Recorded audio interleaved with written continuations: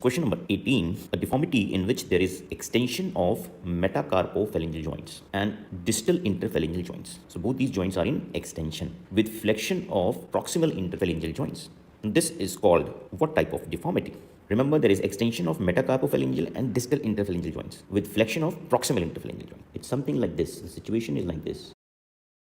This is the digit we're talking about. In the diagram I've drawn is the index finger. Here this joint is metacarpophalangeal joint and this joint is distal interphalangeal joint. So both these joints you are seeing is in the state of extension, and this joint here in between, this is proximal interphalangeal joint. This you are seeing is in a state of flexion. Now what type of deformity is this called? That is the question. So you guess your answer.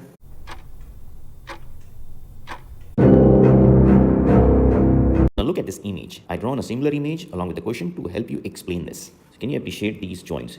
This joint is in a state of extension and this is metacarpophalangeal joint. This joint also is in a state of extension and this joint is distal interphalangeal joint, while this joint is proximal interphalangeal joint. So such a deformity is called Boutonniere deformity.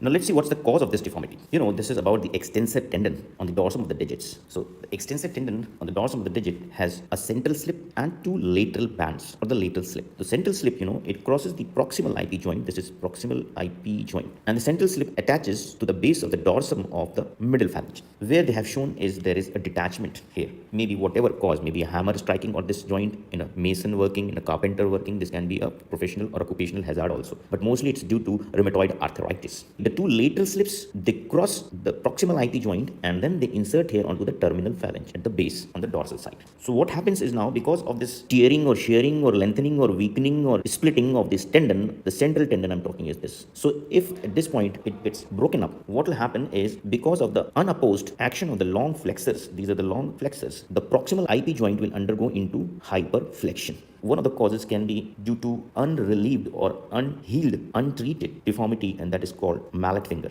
In mallet finger, what was happening is there was a break here at this point. If there is a detachment of the distal insertion of the two lateral slips at the terminal phalange, if this point gets broken up here, this tendon, then it leads to a mallet finger. So there are two deformities associated with the detachment of extensor digitorum tendon. If it's detached at its central slip from the second or the middle phalange, it's called Boutonniere's deformity. This point here, this is called Boutonniere's deformity. This is also called buttonhole deformity. I'll tell you why.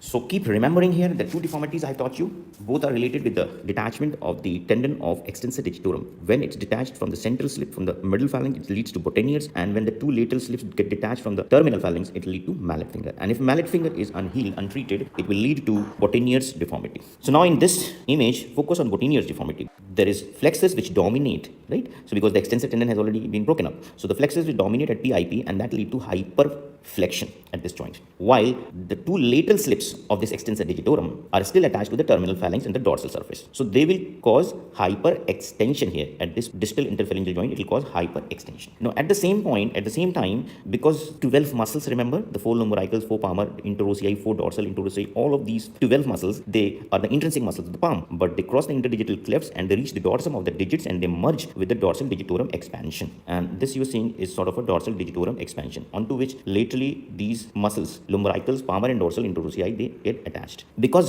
these muscles, they act with the extensor tendon on the IP joints. But when there is detachment of the central tendon of extensor digitorum, at this point here, it will be metacarpophalangeal joint, right? Metacarpal will be attached here like this. So at this joint also there will be extension because of the pull of the extensor digitorum.